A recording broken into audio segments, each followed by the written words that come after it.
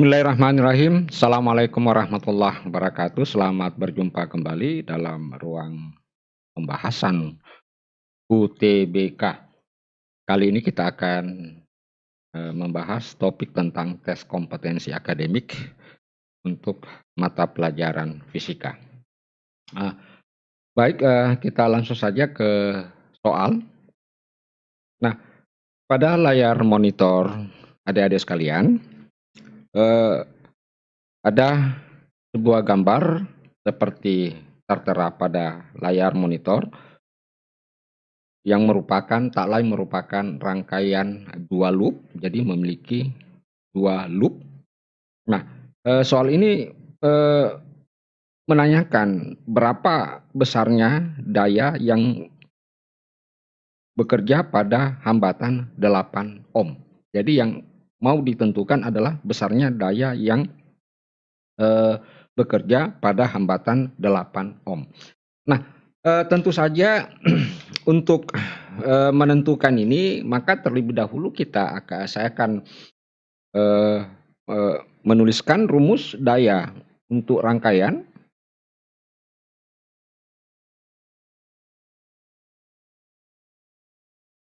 Rumus daya itu adalah P, daya, kemudian tegangan dikali dengan I. Nah, akan tetapi ada dua variabel tegangan dengan I. Nah, di sini yang ditentukan terlebih dahulu adalah R, sehingga P-nya ini bisa kita ubah menjadi IR, ya. Kita bisa ubah menjadi I kali R kali I. Sehingga kita dapatkan rumus daya itu sama dengan I kuadrat dikali R. Nah, jika kita masukkan nilai R-nya, maka kita dapatkan 8 I kuadrat. Ini adalah persamaan pertama. Jadi pekerjaan kita sebenarnya tinggal menentukan berapa besarnya I yang mengalir pada hambatan 8 ohm. Nah, mengingat rangkaian ini merupakan rangkaian loop, memiliki loop, dua loop, maka memerlukan cara tersendiri di dalam menyelesaikannya. Tentu di beberapa teori-teori telah dijelaskan menggunakan hukum-hukum Kirchhoff. Namun demikian, kali ini saya akan memperkenalkan sedikit cara yang agak berbeda yang digunakan pada hukum Kirchhoff. Nah, bagaimana caranya? Pertama-tama kita gambar ulang dulu. Nah, kita gambar ulang dulu. Ini adalah, saya sengaja perbesar ya. Ini adalah R 8 ohm. Kemudian ini, ini ada R di sini. Nah, R, kemudian K, ya, kira-kira gitu gambar rangkaiannya. Kemudian ini ada 16 volt, ini 4 ohm, ya. Kemudian di sini 8 ohm, kemudian di sini 18 volt, kemudian di sini adalah 12 ohm. Nah, cara saya ini adalah kita hanya memfokuskan pada terminal-terminal bagian mana yang akan ditentukan nilai I-nya. Jadi kita hanya memfokuskan pada terminal-terminal apa ataupun pada yang akan kita tentukan nilainya. Nah, di dalam gambar ini yang akan kita menentukan nilai I-nya adalah terletak di sini. Nah, yang perlu juga saya jelaskan di sini, penetapan I pada setiap rangkaian ini sebenarnya memiliki dasar. Kita bisa berlandaskan pada tegangan yang terdapat pada terminal tersebut. Misalkan di sini, katakanlah 16 volt, karena ini adalah kutub positif baterai, maka dasar kita untuk menentukan arah arusnya itu adalah ke kanan. Kenapa? Karena di sini adalah positif.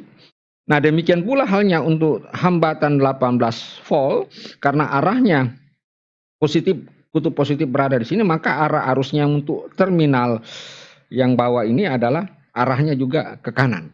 Nah, yang jadi persoalan adalah pada terminal yang 8 ohm ini. Di sini tidak ada indikasi tegangan, sehingga sebenarnya di sini kita bebas menentukan arah arus yang kita inginkan. Apakah mau ke kiri ataukah mau ke kanan. Nah, Oke, jadi sudah bisa dimengerti.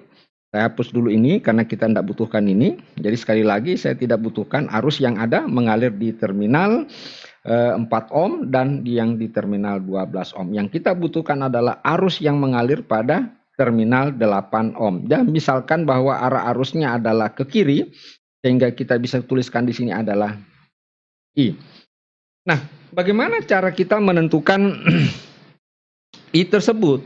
Nah, cara menentukan I, pertama, saya tulis dulu I. Oke, kemudian saya tulis pembagi.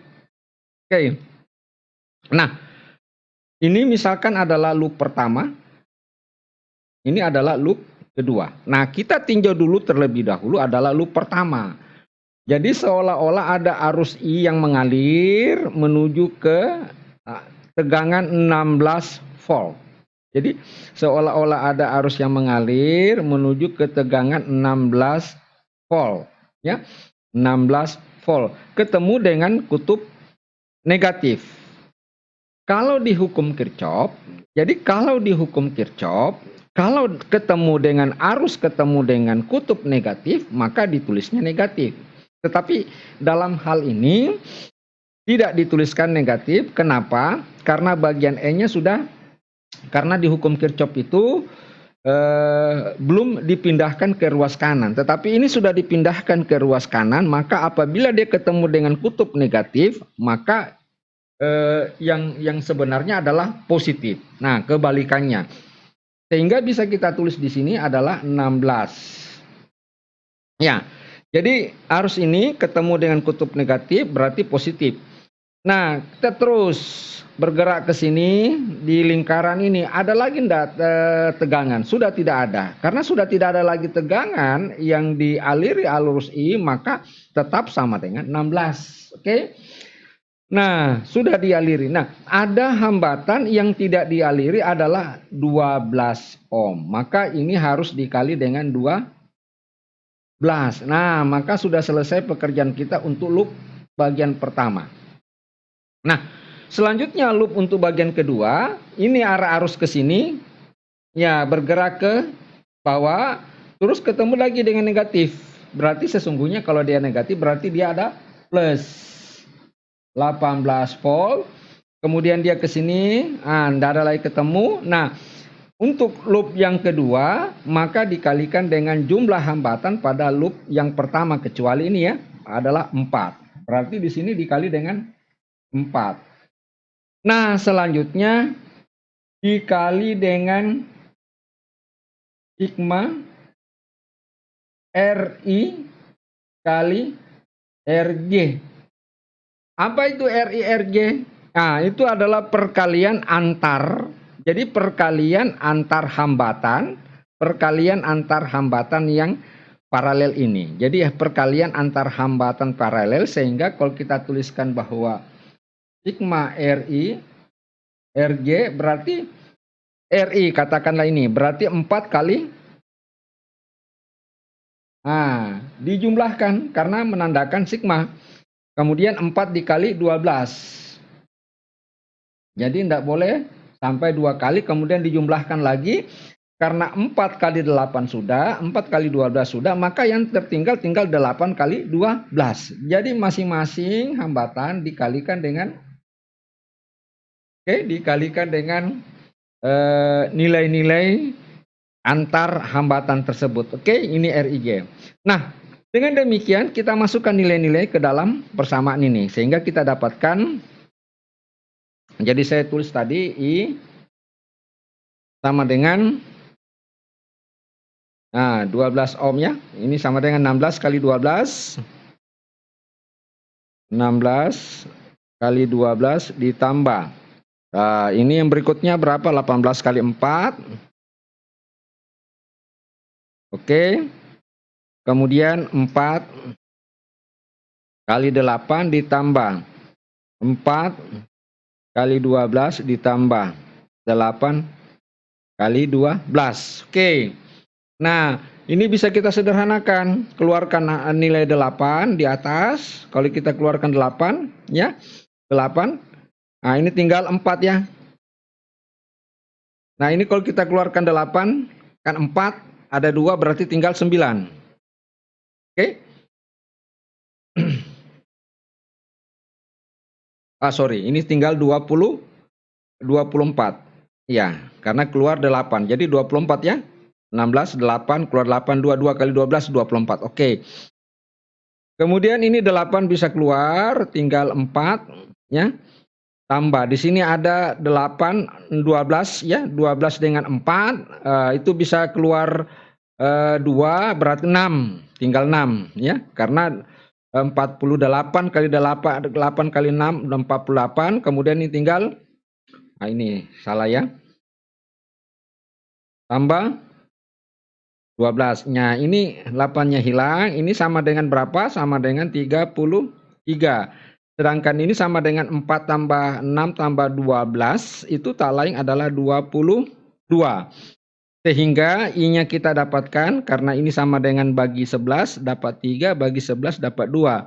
Sehingga kita dapatkan I sama dengan 1,5 ampere. Nah, dengan demikian kita sudah bisa tentukan dayanya adalah I, karena I kuadrat dikali 8 berarti 1,5 pangkat 2 kali 8. Nah, ini mudah. Jadi tidak usah dikalikan, cukup 1,5 kali 1,5, kemudian ini kali 2, kali 2, kali 2. Nah, 2 kali 1,5 sama dengan 3, 2 kali 1,5 sama dengan 3, 2 tetap 2 berarti sama dengan 18 watt. Oke, dan coba kita lihat, berarti yang betul adalah 18 watt. Baik, adik-adik sekalian,